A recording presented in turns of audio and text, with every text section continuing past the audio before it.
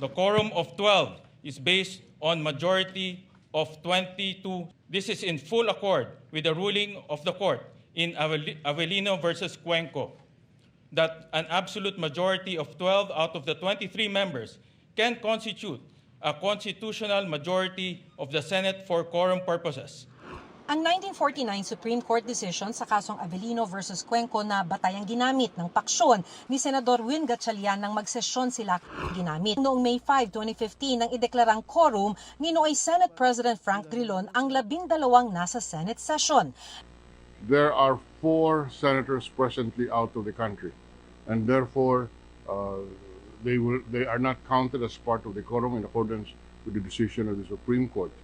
There are 3 of our colleagues under detention and physically unable to attend our session. That leaves us with 17 available senators. The chair therefore declares the presence of the quorum for the other. Sa Senate roll call ng araw na yon, nasa plenaryo ang magkapatid na sina Senators Alan at Pia Cayetano na hindi umalma sa quorum. Sa desisyon ng Korte Suprema doon sa Avellino versus Cuenco, kung saan sinabi na ang quorum ay madidetermine sa number of senators na siyang nasa jurisdiction ng Senado. Kaya po, 24 minus 7, 17 senators ang pagbabasehan ng quorum sa bilang. Ano ba ang batayan ng quorum sa Senate session? Sa Avellino versus Cuenco, hindi 24 o kabuuang bilang ng mga senador ang batayan para magka-quorum ang Senate session. May tinatawag na constitutional majority o ang quorum ay batay sa bilang ng mga senador na maaaring sapilitang idala sa Senado para magka-quorum. Yung nagtatago at yung nakakulong, nasa labas sila ng coercive powers ng Senado.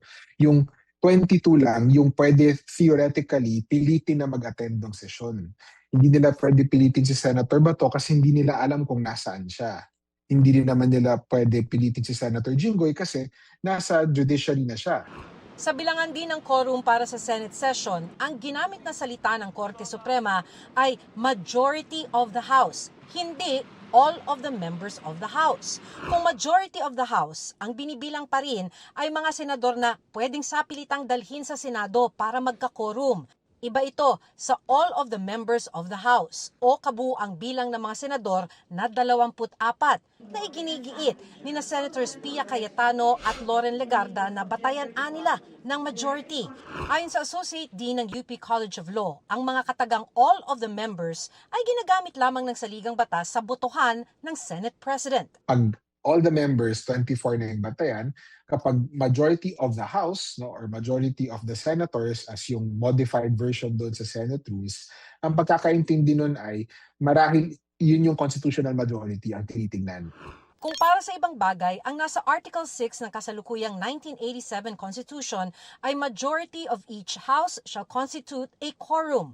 Tulad din anya ito sa 1935 Constitution na pinagbatayan ng Avellino versus Cuenco. Tinitignan natin yung teksto ng 35 upang unawain yung saligang batas sa 87. Dahil ang thinking ay kung kinopya ng 87 yung 35 na wording, then yung intent ng mga nag-adapt ng saligang batas ay susundin din natin yung lumang patakaran or lumang rule. In that light, pareho yung teksto ng 35 at 87. Walang material difference ukol dito at least sa point ng quorum. Maki Pulido, nakatutok, 24 oras.